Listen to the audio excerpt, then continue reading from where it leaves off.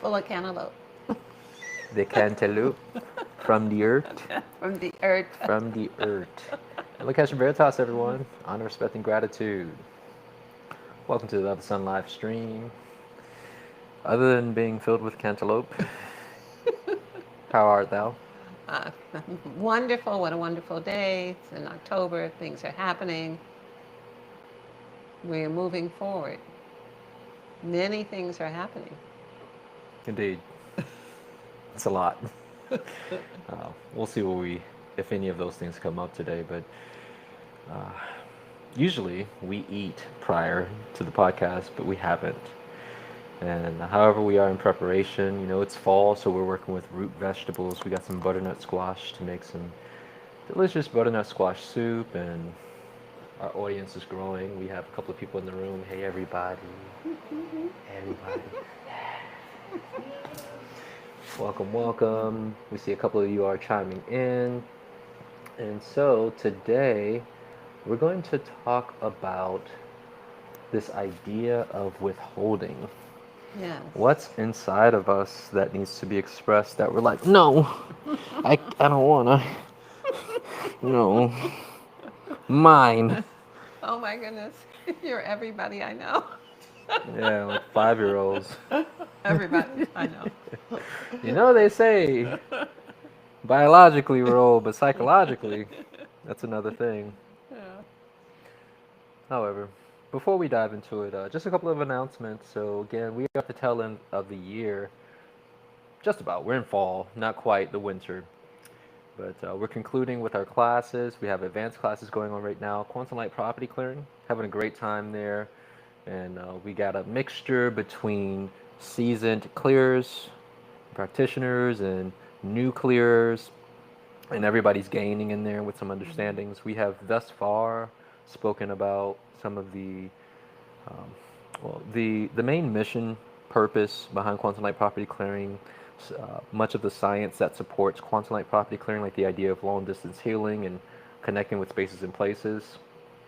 And we have just touched on calibration and expanding them further. That's, of course, the class that you teach, and adding more detail because, sometimes people don't want to hear the truth, and we might trick ourselves. And so having awareness of these little pitfalls within the process so that we can stay in adherence to the truth. And that's pretty much it thus far. We have, what, 6 more days? Oh, excuse me. 7 more days left. No, wait. 5 more days, excuse me. Oh my gosh, wait. It's I'm the 8-day very class. excited to hear you talking about the Quantum Light Property Clearing class. As quantum light property clearing is an elevation above the third dimension in the responsibility of owning and taking and using our ability to respond to what has happened to our spaces and places. And so it is exaltation for humanity and continues to be so, even though it has been around for a while. Most So certainly. it's wonderful honor, respect, and gratitude that you are a teacher of this exalted form of practice to elevate humanity and our environments. Yeah, it's an honor to share it because in the process, for me, it was an awakening of, oh my gosh, I can affect change. I can create change and influence the field and also like support people in the background. I kind of felt like a mass superhero or something. You don't know who I am. I'm not here for the fame, but I help somebody out and I'm just nodding. And in the early years, it really helped me see my power, in a world where we're taught that we're powerless. And from there, it was really, I want to share this with other people. And so making sure I don't withhold Yes, staying on that. theme today. Yes, exactly. And usually I have found that the things that we're looking to share, or sometimes things that we're withholding, that impulse is often something that will make the world or our environment or our experience with other people much grander if we allow ourselves the opportunity to do that, which we're going to get there in a moment. Mhm. So, in other news, So There, translation? so translation is coming up next month. I'm excited to be teaching this again. We'll be teaching 4 of the 22 modalities at entry level, where everyone will be able to discover levels of divination as to how to assist yourself and others with gifts, how to know what part of the archangel realm and what the details about that are, how to identify your archetypes, as well as mental causations to be able to identify what's happening with my knee. Why are my knees not working? And could it be that it has something to do with my inflexibility? Mm. Things like that. So everyone will have an introductory level class like that that may spark inspiration to assist yourself and others in the time where um, modern medicine may be shifting into more traditional, deeper understandings of intuitive healing. Just had a thought when you were talking about the knees and how, like, could it be that I'm being inflexible? Yeah, it's not old age, because sometimes people think, oh, I'm getting older, and it's not always that. I can see where it's the long held thoughts of, I don't want to, That's what old or the age is, rigidity. the long held thoughts of, I don't Ooh, want to. damn. Otherwise, it's called youthfulness. Mm, I see. I That's what see. we call old age. We call old age resistance, Mm. insisting on keeping things the same. It's so interesting. I recall noticing that in the soul cleansing process, usually people who are older, their resistance levels are much higher, like incredibly high, like calcified, cemented. There's no budging. And so we should be mindful if we are young, if we're 30, 35, 40 years old, and people say, oh, yeah, I thought you were older than that. What are they looking at? Ooh. Are we insisting that things be the way they used to be with our partners, with our food, with the systems that we used to interface with? Are we insisting that they be the same and we just cannot digest the fact that things are changing, which causes calcification, but more importantly, insistence is resistance. I'm having a moment right now. I Yeah. recall over the years adhering to a term that I've heard where aging is really a state of mind. And, because I've seen videos of like 60-year-olds doing pull ups and backflips, and I'm like, whoa, look at them. And, women still doing ballerina stuff. And it's like, wow, in your 60s and 70s. And it's the thought process, but having this conversation is taking that understanding so much deeper. Yeah. Just, I mean, not everyone does backflips when they're 14, but the ones who do them and keep doing them. true. Not everyone, those are excellent examples, I but mean, very extreme. It's like yes, but way out there, it's but it's true a though. reality of Yeah, what's it's possible. if you keep sitting cross-legged, then you keep sitting cross-legged. That's right. If you stop, Look, you stop when you're 40 and try to do it when you're 70, it may not work. I can count on one hand how many elders I know who can cross their legs that I'm aware of in my vicinity of reality. So It's not a lot. it depends on what it is you're doing. If you can keep your sense of humor, if you can keep the happiness, if you can keep Yeah. the joy, you get to keep it. If you insist that it's somebody else who's doing it, or that you're not going to pay attention, you're going to withhold the joy from someone else to punish them. If you insist on being punitive, then you get to get punitive. You get what you're What you're putting out. what you're insisting on is your resistance to it. And it's so wild because in the mind of the individual, it sounds like we're rolling into the conversation, so don't mind if we do. Uh, Before we go a little deeper, I just want to acknowledge the crowd. In Lakesh Veritas, everyone, we see you in the chat. Just want to say what's up to everyone. Nichelle in Lakesh Veritas, Stacy in Lakesh Veritas. We have Elijah, peace, love, light, abundance, happiness, prosperity, and protection to you all. We got this. Thank you, Elijah. I just love seeing Elijah's comments showering us. In Lakesh Veritas, Lisbeth, Lauren in Lakesh Veritas, Russ, Cecilia, Stephanie, Diane, in Lakesh and Veritas, Those are clearers practitioners in the house. Airy, in Lakesh and Veritas, everyone. Okay, so today we're talking about what are you withholding? And this came forth from our guidance and the necessity to examine, what's inside, what needs to be expressed. And so I want to pick up the thread of where I was going. In the mind of the person who is withholding, it seems as though, like, again, like they think that they're winning, but they're really not. It's almost like I'm gaining something, but what you were just saying is that backfires. It's not a win, it's a lose-lose situation, and so would you take us into the beginning of the idea of withholding? Yes. This is such an interesting topic. This is you, all who are with us today are really experiencing an advanced class for initiates. This is a conversation that the advanced initiates are in at the moment with our guidance about the idea of withholding. So this is a expansion in what you usually would get, but it's so relevant. So I would say, for all of those who are listening today, to take a moment, just close your eyes, take a moment, breathe in 4 and breathe out 6. Do it 3 times. Breathe in 4 times. Breathe out 6. Breathe in 4. Breathe out 6. Now you're in a slightly relaxed, altered state. And think about, what does your outside experience look like? What is being withheld from you? Are your children withholding love from you? Is your family withholding love and gratitude and kindness from you? Is the government withholding freedom and the ability to speak freely, do things freely? Are you living in a place where that's taking place? What's happening in your outer environment? Is money and success and power being withheld from you? So to take us to the beginning, examine what is being withheld from you, and then flip the script to, what are you withholding?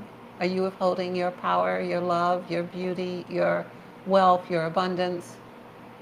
And there's your world reflecting back at you what you're withholding. Are you only able to reach a certain height and you're not able to go any higher? Is that what your internal engine is projecting out to the outer world that's coming back to you as reality? And if it is, that's what you're withholding. That's how you identify that. You can see if you feel like you're not getting the love and respect that you should get from other people. You feel like people are not listening to you. Flip it. Are you giving an opportunity for love and respect? Are you requiring something from? Is it a contract? Is it a transaction? Like, I only do this if that happens. I'll love you if you do this. And so then is your experience one, well, I won't love you because you haven't done that. Ooh. Damn. Yes. Is the shoe fitting for anybody out there? Yeah. That's not cool. I'm thinking about it. It's just like, yeah, it's an unsavory space to be in. But please continue.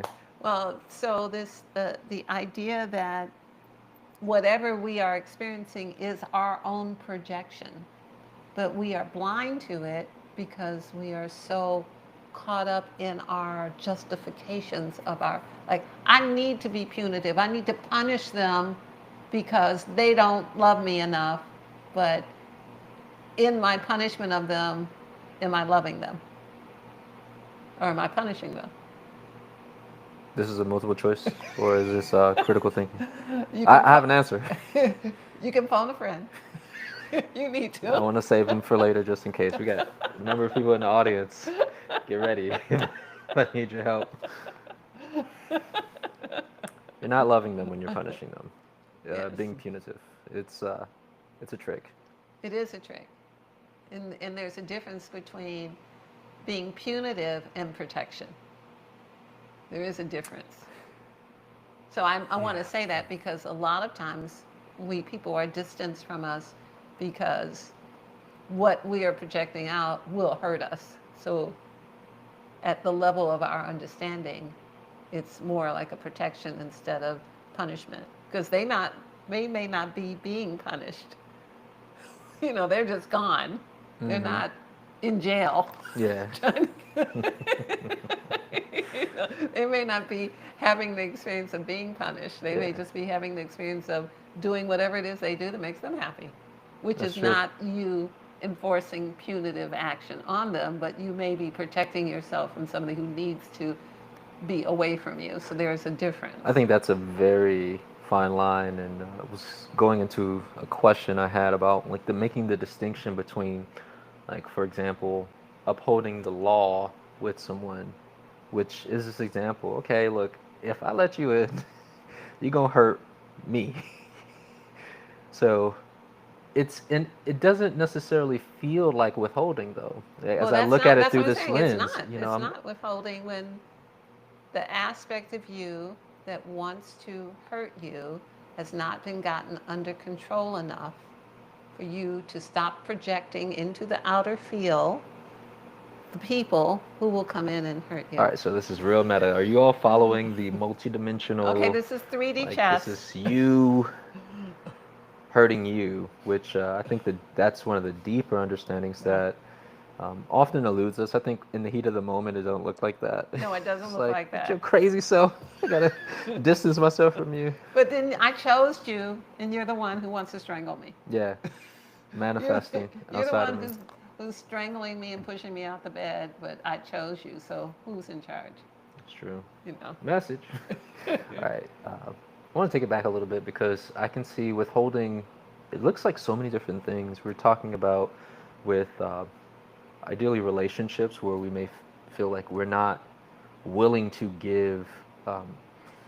Let's say, like things like love, respect, patience, compassion. I know when I was speaking with the guidance, our guidance shared with us, identify what you're withholding. And I'll share one of mine. I saw, uh, at first, it dealt with purpose. Like, okay, you're withholding, allowing yourself to express in a broader capacity. Why are you doing that? Because, this is something that you love, this is something that you can share with more people. Okay, that's one level. But then I started seeing things like compassion, and patience and things. I was like, ooh, stop that. Why are you doing that? It got deeper. And then I saw it within other social dynamics. Like, I ain't gonna say nothing because y'all ain't saying nothing, Like, it's like, whoa, what are we doing? Why am I doing this? And it goes back to where you think you're doing something to another, but it's really happening to you. Like, I want to go back to compassion. And I can see where allowing myself to show more compassion for people in my reality. The greater truth is that, like you said, this person who is requiring compassion is giving me the lesson that I need to get me to where I really want to be, where I'm destined to be. Right. And if I do not step up to be compassionate and seize the opportunity, then it keeps me stagnant. It doesn't allow for growth, but it also robs the other person of what is needed that would come through me to them. Absolutely. Which is, I think that's a deeper thing. It's like you're robbing the opportunity of the beautiful exchange that happens through these nodal connections. As I said, this is an advanced discussion. Yeah. Do you follow? You might have to open your third eye. This is an advance because the basic understanding has to be that you are the divinity and the source of your experiences, and most of us refuse to accept that and want it to be someone else. Often people say to me, I've got somebody else's stuff. I'm like, That always makes me laugh. This ain't mine. Look, this ain't my I negative went energy. to a psychic and she said, I got somebody else's past life stuff. I said, well, who has it? You have it, right? So that means you got it. Maybe it was past tense. At one point, maybe it was somebody else's, but now it's like, you wearing it, You got it on like a new blue suit. right? It's yours. And it fits. And it fits you. So you wearing it until you're not wearing it no more. So yes, It may have been a hand-me-down. It may have been from the secondhand store. But you have embraced it. Energetic thrifting. Your secondhand energy. All and, right. and walking around saying, it was somebody else's fault, and that's never an adequate defense. Yeah. So again, It's to your never. point, like for this discussion to land, like we have to see it's always us. It's always us. We are always the responsible party in our experience, no matter what it looks like, no matter how much we want it to be someone else's fault or divine intervention. I was listening this morning, and it was a clip of this young man talking about how, the person leaves you and you're distraught about it. God removed them. I'm like, yeah, that's right. It's like, don't be upset that God removed them from your life because they weren't good for you. I'm like, that's right. You be the God in your life that removes from your life the things that will hurt you. So when people use that talk, I'm like, does that work on both sides? Is it only with the good stuff? Yes, Or is it like and the not devil, only that, or is negativity, the when darkness? the other person is sitting in their living room saying, I'm no longer with him, does it still apply? Right? Like, is it two-way? Like God did it on both? Yeah, because we're the responsible party, and sometimes you need to divorce your suffering, and you need to be like clear that you're divorced, not where you divorce but you sleep with them sometime. Not like, I'm divorced but I still like you on, when you call me up. In the late night hour. There's a difference. That's not really a divorce. No. That's a extended stay somewhere else, that you might come back to. And this is such real talk because that's how our pain is applied to us. Sometimes we decide, I'm going to correct how I treat me. I'm going to love myself enough to do for myself what I need to do that I've been always wanting to do. I'm going to give that to myself because I'm the only one who can. No one else is really capable of giving me but me. And then everything goes well, and then you slide out of that and thinking, well, but that person looks like they got something really good. Maybe they could give me something that would be better than myself. Maybe they could give me themselves, and that will count better than myself. We get confused. I don't even want to think too much about it because I'm over here like, what the heck? You don't see that analogy? I do it, but Yeah. trying to make sense of it will hurt my head, my brain, It's because like, it's outside of law. it's outside again of the law. going back to, in order to make this make sense, we have to be seeing this through laws and principles. So one of the things that often happens to men and women is they meet somebody who is so overwhelmed with them. You're so wonderful. You're so beautiful. You are so this. You are so that. You have so much integrity. You are so smart. And then they convince you that they love you more than you love you. What should be saying is like, that's right. I am. I'm so glad you can see it because you're a projection of me outside of me. Thank you for. Oh, I be doing that with people. They be like, "Dang, you look good." I'm like, "You too." And then this lady said, "We just reflections," and I'm like, "Yeah. I see you inside. I see you inside the store." It's always at the health food store. Of course. Of course, He's it's in at the home Texas. store. Of course, it's at the because you But wouldn't it's- believe it if you were in front of a rib joint. No, no. You wouldn't believe it in front of a tavern. She's like, "Nah." She's like, "Nah, that ain't none of my reflection." So when people like overwhelm us with how much they love us and how much they care for us, and then we then decide, well, then you should carry the weight of my 140 pounds around on your back with you then, since you recognize it, like, but it's not like that. So let's talk a little deeper about, since we're on the subject, about the withholding the love from self, and like, especially because we were looking at it earlier about this giving to another, and you were just sharing how only we can give or self, only self can give self what self needs. Nobody else can do it for you. But I don't mind if they try. I mean, it's cool, but like it don't hit the same. No, it's not the It same. don't hit the same. Yeah, but I'm just saying, like, You know, go ahead maybe if you feel so inspired. it right. Like I have found that there are certain things that only I can do for me, and it's funny because even my guidance has reaffirmed. They're like, come on now, even if they do the thing for you, you still it's not going to be fulfilling. You're not going to have the same level of satisfaction. So stop and allow yourself the freedom to express. And it can look like a lot of different things. It can. It can look like many, many, many, many things. But I'm laughing because I'm just thinking of the many ways that people trick themselves into thinking that they don't earn the love and respect that they will get. You earn it. Hmm.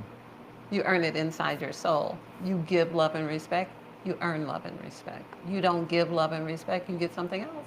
So it's making me think about how early on when we began to move into the field of honor, respect, and gratitude, and there was a lot of talk about like, look, a lot of y'all want honor and respect, but you ain't showing it for yourself. And Right. it was a wake up call. Right. It's like, oh my gosh, this is disrespectful. Yeah. So it really goes back to the principle of like, you gotta do for self. You gotta, and in some cases, there's confrontation with the idea of what we want to do or bring out, which in this case it looks like honor and respect, but it's making me think about how what's behind the resistance of withholding. I would say fear, but could you take us a little Oh, into the thought process of why we feel like we can't do certain things that our soul is asking us to do, whether it's just in and of ourselves or within a social interaction? It's interesting because it's at varying different levels. The answer is always the same, but there's levels to this. Let's take us through. So the answer is always fear. Okay. It is always that we fear if we are greater, if we are fabulous, if we are outstanding, then more will be required of us, and we can't hide in the back. We have to sit in the front seats, right in front of the teacher. Like, here I am, I'm willing to do what's needed. That's frightening for Ooh, everybody. I see what you mean. This is why people are like, nah, I want to sit in the back. Don't ask me no questions. I'm not raising my hand. I'm just going to get the video. Yeah. I'll Right. get the audio. Right. like, just pretend I'm not there. Yeah. Got you. I want the knowledge. I want to steal the information without embodying the truth of it. Ah. I want to have the exalted knowledge without the practical application of what to do with it. I want the imaginary version. Okay. I want the Disney World version of elevation. I want to flap my wings for pretend. Okay. You know. So let's go back to fear of responsibility. So it's that deep, or it's not that deep, that serious, where it's like, damn, shining, and unconsciously the awareness of what comes with allowing yourself to shine. Well, it's more, like I said, it's levels to that. You sit in the front seat in front of the teacher, and the teacher says, I know that you know what you know, and I know what you're capable of because I taught you this, and I know that you know. This is what needs to be done. And you'd be like, who are you talking to? You want me to go do something? You want me to stand up with what I've been learning? That's the fear. The fear is that over the many millennia, those who have stood up have gotten put down. That's true. So And that's factual, and that's true. That's also a projection from us. It is also true that over the many millennia, many have stood up and many have won. So I have this. I want to speak on also that. We did a call for the truth divination card pull today. The theme was consciousness, third eye, and the maxim was we do not have to think what we thought yesterday. And it's making me think about literally what you're saying, how there were many people who, like heretics or people who were against the status quo, and they were taken out. And I remember sitting with my guidance, and they were assisting me in rationalizing the fear of speak against the system and what you know is not the truth, don't be afraid. and showing the contrast and the difference. They're like, well, the difference is like you got protection. You know how things work. Energetically in the unseen. You can cloak yourself. You can do this. You can, dampen the type of interference that comes through you just through frequency modulation, so to say. Like that's things that a lot of people didn't have when they stepped out to speak the truth. It's a different time, it's a different world, different understandings. These Yes and I'm just no. sharing things that came to me through Yeah, rationalizing that fear. I think it's great that you say this. It's a yes and no. It's that um, when you have enough will within yourself to radiate the will within yourself to stand up and come against whatever is coming against you, you radiate that out and people connect to it. That is the protection. You are weaponized in that. There are people all over the world walking, marching, that are not getting killed, Yeah. you know, because we only remember the ones who did. And why do you think it's not being shown to us? To keep You, us within the limited yeah, mindset of this is what will happen. This is the limited narrative. it's This is so deep. yeah, so that the reason we can't see people, shutting down the internet and having their own. The reason we can't see people in the streets saying, no, we don't want this. The reason why that is dangerous and we have to be fed propaganda so that the brain will, unless you reject it, the brain automatically believes whatever it hears over and over again, is that if you hear over and over again that someone else is being mistreated and you are not, and that you should owe allegiance to other people, then you will begin to believe you owe allegiance, or that there's a rapture, or that someone's coming to get you. You'll believe all these things that have been in the lexicon for millennia, but none of them have happened. But what we do know that has happened is the Berlin Wall crumbled. We do know that nations have overcome. We do know that individuals have risen. We do know that there is the idea of unified force. We also know we're eternal beings. You keep killing us, and here we are. All right. We don't die. We Well, multiply. and so there's all of these things that keep us from what is it that we are resisting? What is it that we are insisting? We're insisting that they're stronger than us. We're insisting that they're going to hurt us if we do something. We're insisting on that. And we're putting that into the field until it becomes our Yeah, reality, it's fulfilling the prophecy. which is the resistance to being greater. Our So insistence that they are greater than us keeps us resisting our greatness. I feel like you're speaking to the souls right now. It's penetrating. Okay, got people like looking at ourselves now. Okay, so I want to ask something because there's something that I saw. Um, in recent time, I've been seeing the importance of cooperation. I see in my own experience the need to expand into that space, but I also look at the macro and I see it with humanity. I see what has happened to us with competition and working against the fear of connectivity. When you were saying when you allow yourself to express that which is in you, your divinity, which is your light, um, people gravitate towards it. Naturally, the right ones, and it's this. It's almost like it's like you're the sun, and then the celestial bodies, the other planetary bodies, and you got your whole solar system going on. It's, got mass, right? Yes, But you're the sun. You got your own solar system going on. You are the mass. all right. So I see that innate within us it's like life is designed to be that way when you allow light and there's universal forces of magnetism where you're supported naturally from the expression. Would you speak a little bit more about this? Like I'm seeing like All deeper of that is true, and the principles. varying levels of not that is death. It's varying levels of death. I always talk about die alive, like be healthy until you leave here. You want to leave here eventually, whenever that is, and you decide. Leave here without the pain and suffering of tubes and people consoling, people choosing whether your organs will go with you, and all of those kind of things die alive. So the varying levels of resisting being alive, consciousness is life. Of the sun is in support of light, which is life. So if you are life or light and you are consciousness, expansion is your destiny. You have no option. Yeah. It's just a matter of whether you expand, whether you do it in this lifetime or you got 500 more lifetimes you need because of you on the slow bus. No.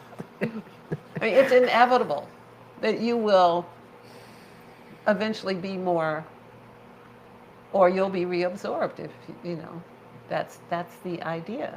It's interesting, but we gotta want to be more. It's like you said, we've been conditioned to fear being more and what comes along with it, or the responsibilities, or it feels burdensome. Like how does one flip that limited perception to step into not just greatness, but our guidance prompted us with this question so that we can move more into our purpose. This may make you want to cry, what I'm about to say. Where the tissue at? Me. So, All right.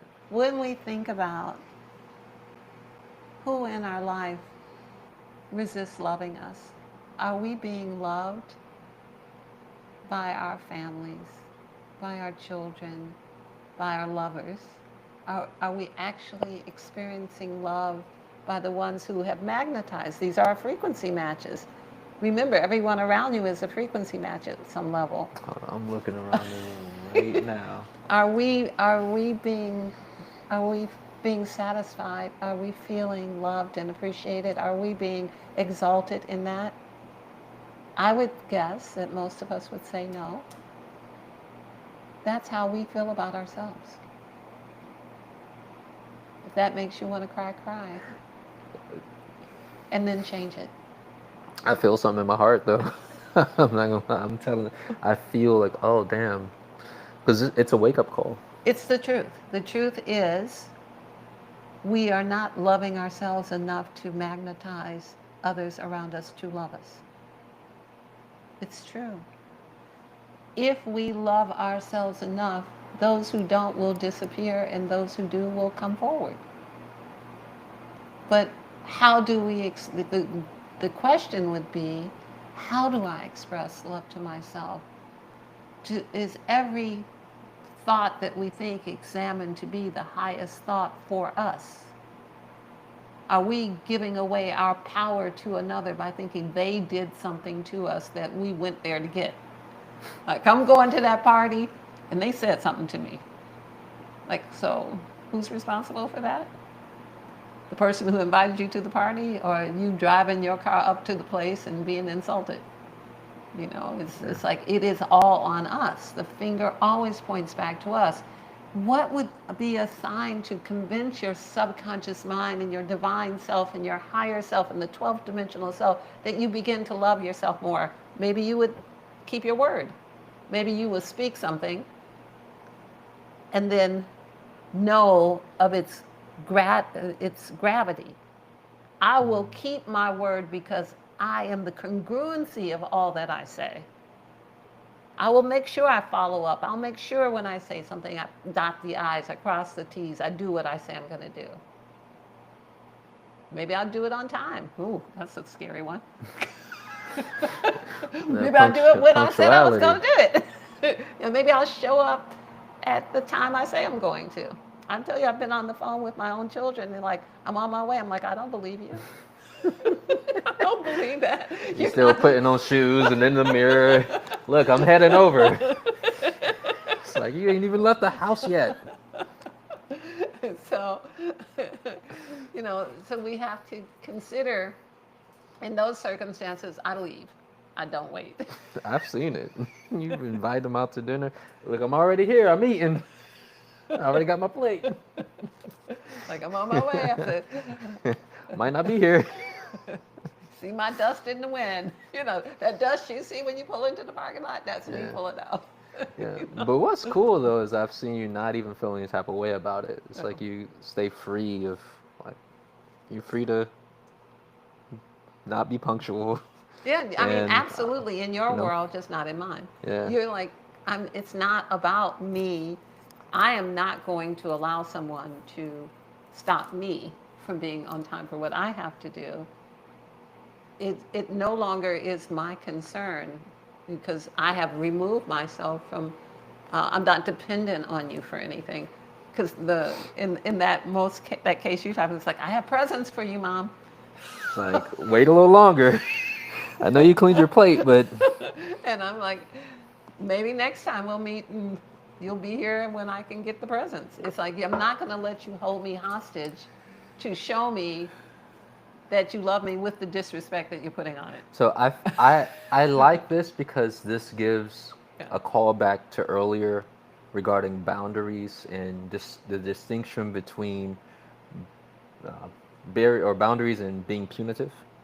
Well, also, it shows you it is not a frequency. We didn't meet there. So it's not my match. It's a match if I stay and wait and then, you know, I have been duped and I have been delayed and I have moved out of this space of where I needed to be for my own movement. And then I feel some kind of way like, oh, and you still didn't show up and you were bringing me what? A popsicle? It melted on the way. I know, Mom, it was a popsicle. No, it's just wet. It's like 5-year-old. So it so there's a difference. As I said, there's layers to this. Like, of course, there are those who come in who are part of your expression. Mm-hmm. But how much pain and suffering takes place within the scenario lets you know how close or far you are from, like, I'm not going to be bothered one way or another. I'm still going to do whatever I have to do. And I'm more of an observer, like, oh, look at that. You know, wonder what that feels like to continuously every single time to keep doing that and keep having the same results because I'm focused on being the same each time so that there's no misunderstandings. So it's that situation for all of us in our own lives with, it's not that negative doesn't come in that's kind of peripheral because it could be from our grandmothers, our great grandmothers. It's in our field and there's this level of sabotage that does come in through the children and comes in through the lovers and comes in through the daily activities. But do you suffer it? Yeah, that's the No, key so distinction. it comes in, but do you suffer it? I love the example you gave when you and I were talking a couple of weeks ago where you were out meditating and breathing and a fly tried to fly up your nose. And you recognized that that was you in the field resisting you. Yeah. And all of us have had that experience where we're trying to break through the morphic field of the sphere of whatever our previous behavior was. And I'm going to get out here and I'm going to meditate for 30 minutes in bright sunlight at 100 degrees. So I'm going to do it. And then something bites you or something irritates you or you hear the phone ringing or that's you Yeah. trying to stop you so that you'll go back in the house and be regular. Yeah, be like, I guess I got to do it. Like, I'm gonna have to come out with bug spray or something. Some bug repellent, or maybe I'll let go of those programs next time. I'll just go another day with them, right? So we should not misunderstand That's so deep. that it works on both levels. It works sometimes the butterflies or the dragonflies land on us and support us because we're Right. congruent. We're fully congruent with what we're trying to do. And then sometimes we get little distractions and irritations in our own thought pattern, or we manifest something in our physical experience that irritates us enough to stop what we're doing. But it's just the right amount. It's Yeah. not an elephant. But tiny aggressive fly Or that a came out. mosquito or something. Or noise. Or maybe they'll start mowing the grass or Cutting cutting down down trees. trees. Yeah, they are notorious for that. And so the reality that we are building is ours. And I think that's the important part. That's deep. This gives us a lot to think about on the line, especially those who are pacing with us and looking to accept more of this truth that you are everything, You're absolutely your external reality is reflecting your internal role, moving from theoretical to okay, I'm in acceptance, and I also recognize that if I'm broadcasting and this is what the broadcast is bringing back, I can change it. I can do something differently, yeah. change my consciousness, change my field. I say it all the time. We're making it all up anyway. Yeah, Why not make up something that gets you where you want to go? Why not make up the next act where you can move to the front of the class and not be afraid that you'll be called on? Why not write that into your book? be like, I'm gonna have all the answers. They call on me. I'm gonna have. It's my manifestation journal. All right, we got a dancing lady in the house right now, twirling. So that's our signal. We're gonna go to a quick commercial break and go to our sponsors. And we got a lot of comments here. Well, not a lot, but there's a couple people in the chat making comments. We're gonna get to you in a moment. Okay. So just hold tight as we play a quick commercial from our sponsor, Aluka.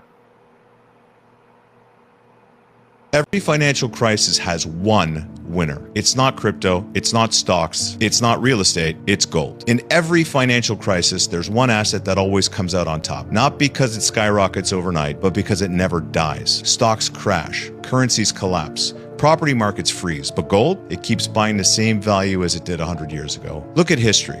1929, 1971, 2008. The people holding gold weren't panicking, they were shopping. They had liquidity when everyone else was broke. The winner in a crisis isn't the one with the most cash. It's the one holding what cash runs to when it's scared. When the next crisis hits, you'll either watch your savings melt or you'll be the one buying gold at a discount. I so love this commercial. I love it when he says, it's not cash, it's the one cash runs to. Like, we need to be the one we run to. We need to be the clarity that the part of us that doesn't want to be part of things, that doesn't want to own up, that doesn't want to be identified, the part of us that resists, the part of us that's withholding, runs to the other part of us. Yeah. Let it run to, and then The truth, the thing the that really truth. has the value. Yes, let it run to the truth of who you really are, and try it out. And put that on, see if it fits. Look at yourself, like, that's right, I'm the one. Yeah, like that. Yeah.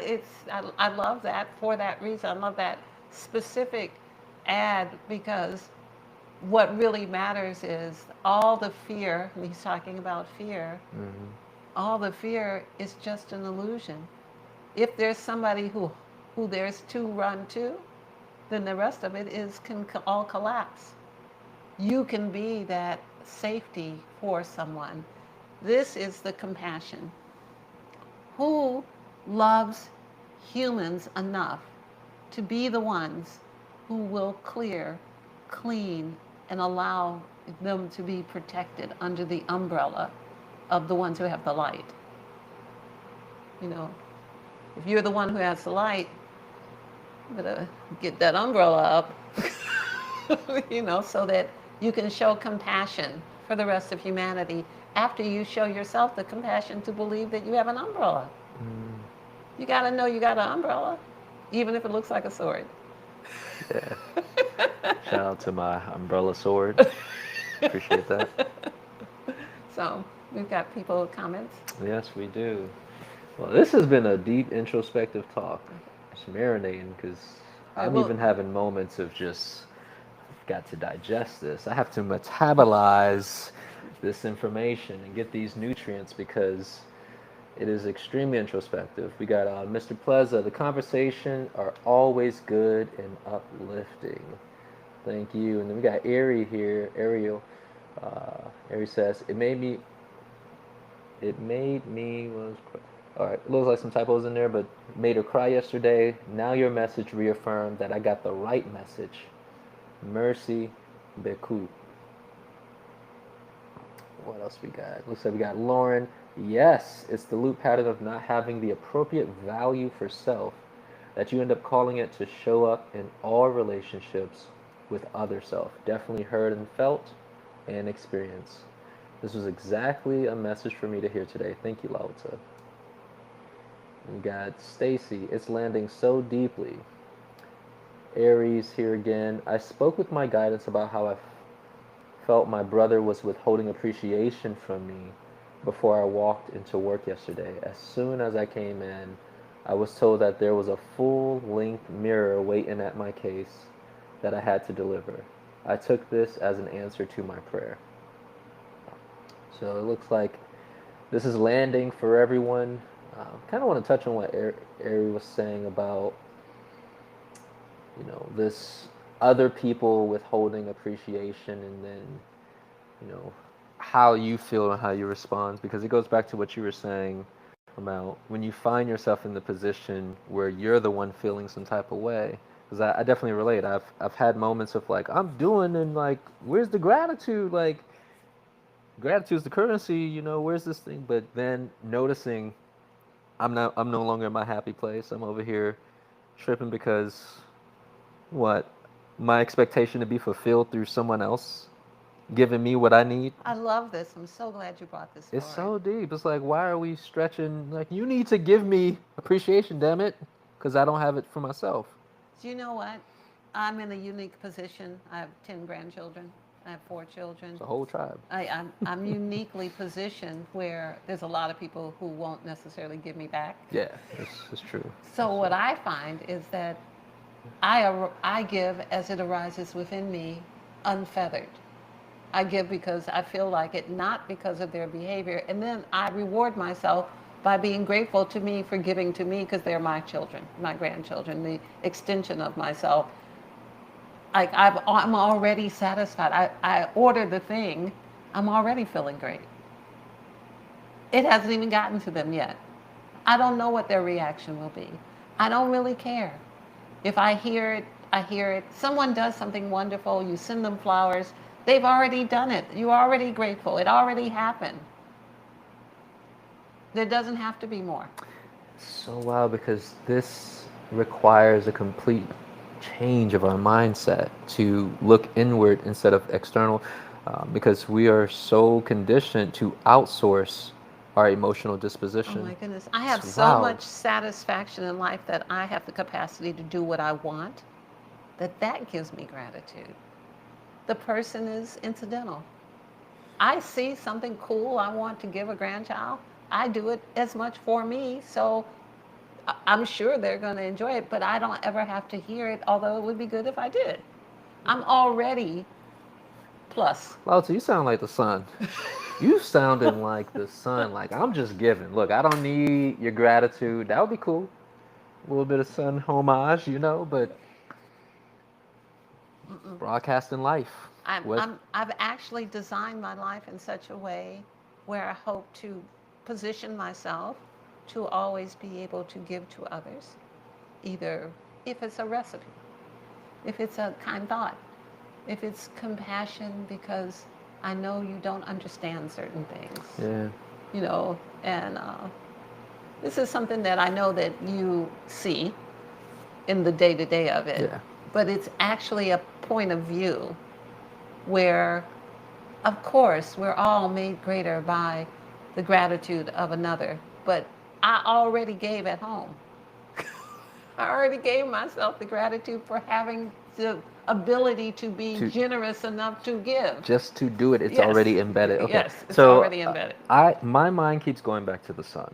There was something you said earlier that triggered the thought, which was the sun isn't withholding from us. Right. It was this thought of, imagine if the sun was withholding. Imagine it's like, man, nobody's giving me any acknowledgement. All this life that I'm giving, I'm helping y'all on levels that you Well, don't that's even actually understand true. and comprehend. That's actually accurate. Yeah. Yeah. And so imagine if the sun was like, you know what? Moon, let's eclipse this. Like extend it until the appropriate gratitude was shown. But it's not doing it. It does not care. It doesn't care if people are running in the shade, going in the house, it's too hot. It's being what it is. And it gets Relentless. more power from the idea of being in the law. The law gives it more to give. That's the operation manual that's being opened up to everyone who hears today, is that open up the manual to know that resistance, hiding, Trying not to say anything, trying not to give is not the way to get power to give. You know what? From an interesting point, because I'm looking at this in my own life, I have seen where when I cultivate light Yes. and my uptake increases, if I am not expressing it, it works against me. And that's And what happens. People cannot, they actually lose ground and cannot gain ground to join the others because of that. Because they're like, no, you want me to do something. Oh, I have to keep my word. Oh, I can't eat chicken. It's not even chicken anymore. I, I have to consider how I treat myself. I can't have the things that kill me. I have to stop eating those Hot Pockets. You know, it's like, yeah, you really going in. well, but it's the idea that everything counts. Everything you drink, everything you say, everything you think counts. And then that shows us who you are, and it shows us how willing you are. And the willingness that you are is your willingness to be you. It doesn't really affect the other. You just think it does. You just think, well, you know, now they won't ask me. And now you won't be asked. So what has happened? Have they stopped having the capacity to ask? Have others stopped coming who want to be in those positions? Or have you just moved yourself to the back of the line? Damn. That's that recoil, that backfire. It's not doing what we think it's doing. If I don't give my grandchildren things when it arises in me, I'm not saying I don't follow holidays. So if I wake up one morning and say, oh, I want to send them a coloring book, I feel so grateful that I have the capacity to do whatever I want to do whenever I want to do it, that I do it. That honors Source. It honors me. It honors my life. It honors freedom. It makes me unafraid. I don't have to wait for a holiday or a parent or any of that because I'm free to be myself and I'm free to be free of whatever they feel about it. And any other gift that I decide to give, I'm free of whatever the response is because I already got mine. Because the idea that I can do it is my reward. It's already embedded. That's, again, Yes. that requires a shift in identity, who we are, what we are. And so as before we wrap up, and it looks like there's one more comment. How can a person move into that space of literally what you just shared, where you recognize that in the action, I'm already gaining. You know, I've already have what I'm supposedly looking for. And by the way, it's like with that understanding, you're not even looking for it. It isn't. This is what I mean by it's a complete change in the mindset. How does one get there? I think most people have this issue with money where they hold on to it. It's my precious. Mine. Yeah, okay. It's my precious. Okay. It has all my value. I have all that I am and all that anybody will think of me has to do with my precious, you know. I think that they need to loosen the grip on that. One, it's a pretend thing. It's an imaginary thing. One. So you and your imaginary blanket, you know, and that the true abundance is in being abundant. So I'm answering the question. The way to be free of it is to be abundant, to satisfy the thoughts you have for self and others. You want to give yourself something, give it to yourself. And then think, ooh, look at how powerful I am. I gave myself something. Nobody's going to give me that, but it don't matter because I gave it to me. And I think I'm going to really enjoy it. You know, and then that's another layer. Yeah. You know, and then it's okay if somebody likes it, yay. If they don't, I like it so much that I'm just happy with it. And I can just bounce up and down on the bed and be happy about it. You know, it's this idea of be congruent, let go of the things that you think keep you safe because they do not. They make you small. You become insignificant. Nobody cares. You don't give, nobody looks for you to give. That's a horrible thing. That nobody's looking for you to give anything. Think about that. Think about people that you have no thought about them ever giving you anything and what you think of that. It's interesting because as I'm looking at it, I see that in the past I have struggled with it because of the expectation of like, why won't you? But then finding some level of peace of checking myself, like, why do you need that? But then it's also like, it's no longer on me, it's on the other person now, I think or they're left with themselves. my guidance has said to me, you don't need them to be who you are. Yeah. It's true. I know it to be true. I don't need another person to be any kind of way for me to be who I am and how I am. I only need for me to be that. Yes. Then when I am that, fully and congruently, my world becomes that. And then people are pleasant. They're saying lovely things. You know, we love you. You are auntie. We want to hear from you. We like being on live stream.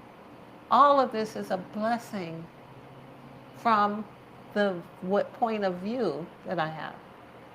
It's not that everyone who has a live stream has these lovely comments, and because not everyone is drawing to them this experience, because they're holding on to their precious, and the precious, they get to keep that when it's floating down the street like leaves from a tree, because don't nobody want it and it's not of any use.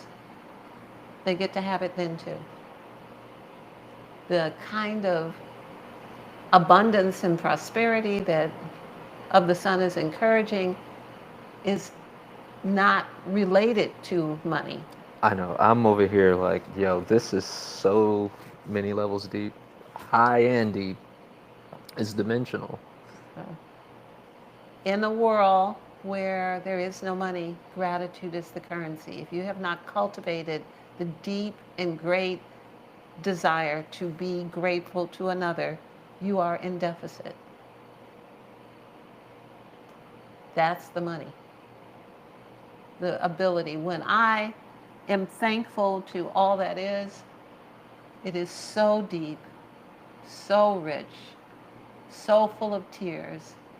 It is so felt. I feel it through the cosmos because I'm that grateful. We can all do that. You don't have to take a class for that. You can be grateful. I'm doing it right now. I'm over here like, thank you. And it's like, look, to convey, just bringing my thoughts there, I start feeling this electric I'm charge. broadcasting My it. entire field starts changing, and Yeah. it's like my receptivity of what's really happening. Oh, it's a whole new lens. I am broadcasting it for the audience, and they can feel it. And I'm aware that they can feel it. The depth of the authenticity. Authenticity is greater than love. I am authentically grateful for all of you, and encourage you to be grateful for your circumstance. Sometimes people say, I want to live in a house, but it's not the kind of house I really like. I'm like, is it a house? Do you have another? Be grateful. Be grateful for what you have, because that catapults you into the next space. Being resentful, feeling like it's nothing, keeps you in nothingness. And again, it's that broadcast that we're reinformed with through the field that's brought to us. Absolutely. Yeah. So that's how, what I would recommend is turn to true gratitude, to elevate yourself in all experiences, in all relationships, in everything. If you're doing well in work and not doing well in love, if you're doing well in creativity and you're not doing well in, technical things, turn the gratitude into, include all the aspects of your life. Yes. I want to read some of these last comments before we get up out of here. Gina says, in Lakesh Veritas, always grateful for your contributions to living life with love and joy. Flooding us with those emojis. We see you, Gina. Taylor, this is a really good comment. She says, it's crazy because I got emotional this week because I felt like I was always looking out and being there for my family, but don't get the same in return when it's my turn. I needed to hear this. Yeah, it's so absolutely true. Almost no one gets back what they think they're giving out. We hear women saying, oh, I just give too much. Give to yourself. Look, I have a tangential thought on that because you mentioned something and it made me think about the earth and it's coming back again. You know, we are not giving back to the earth the same ratio of exchange that the earth has given us. It is an immensely different, um, Exchange and yes, dynamic. exchange, yeah. And yes, Absolutely. she's still making it do what it do for us. For the moment. I think that's actually a good topic for another conversation. I don't want to go too deep into it, but When there are you changes happening. and when you think about, like you talked about the sun and you think about the trees and the oxygen and you think about the earth itself, we are physically the material of the earth. That is what we're made from. We're in a closed system. There's nothing else to be made from but that, the atoms on the periodic table. And no, we're not giving back, and we're certainly not giving back to all of those who come here to be our food sources. We're not giving back to the vegetation and the things that are growing so that we may eat them. So we can break that paradigm by the recognition that let us be in a position of where we are giving great gratitude. Let us support the heartbeat of the mother, Pachamama. Let us remember to be grateful for every breath. Let us remember to allow the sun to shine on our faces.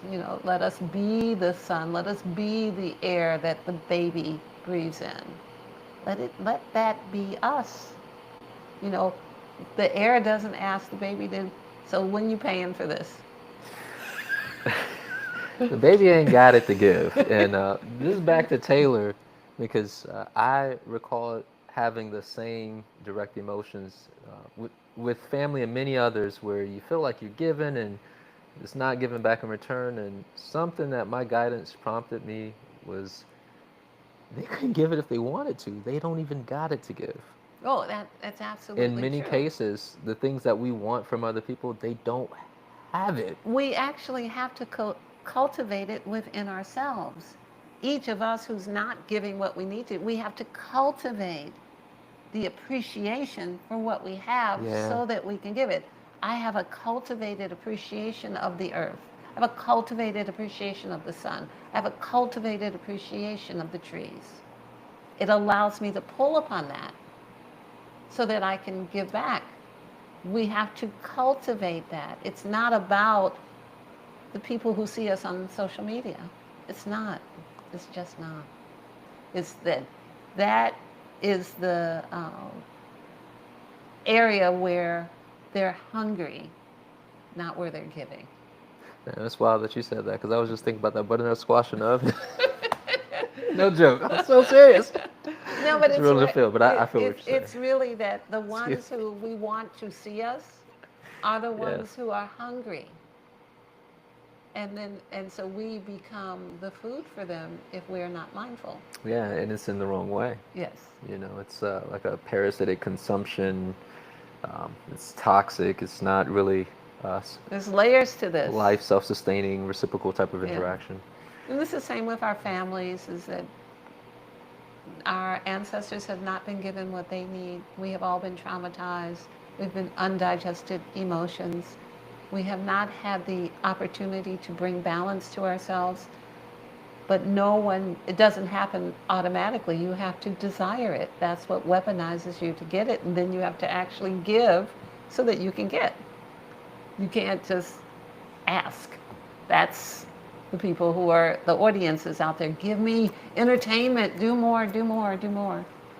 But I'm sure it's time for us to go. It is. Our camera lady's like, remember, there's not enough juice in those mics today. Appreciate you, camera lady.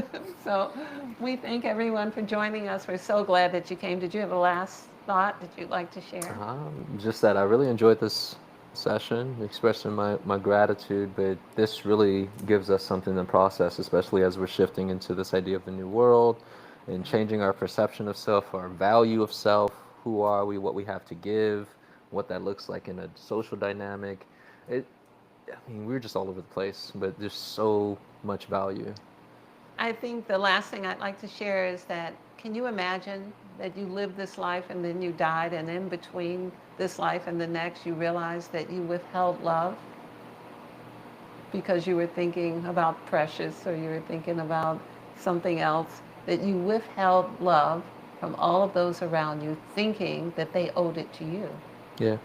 I'm Yeah. seriously like I've had moments where I'm like, damn, bro, you don't want to be that guy. You don't want to. You You're don't like, want to. damn, I missed my opportunity. You don't Ah, what was wanna- I thinking? You want to die alive. Yeah. Yeah, it's like that. Yeah. Thank you.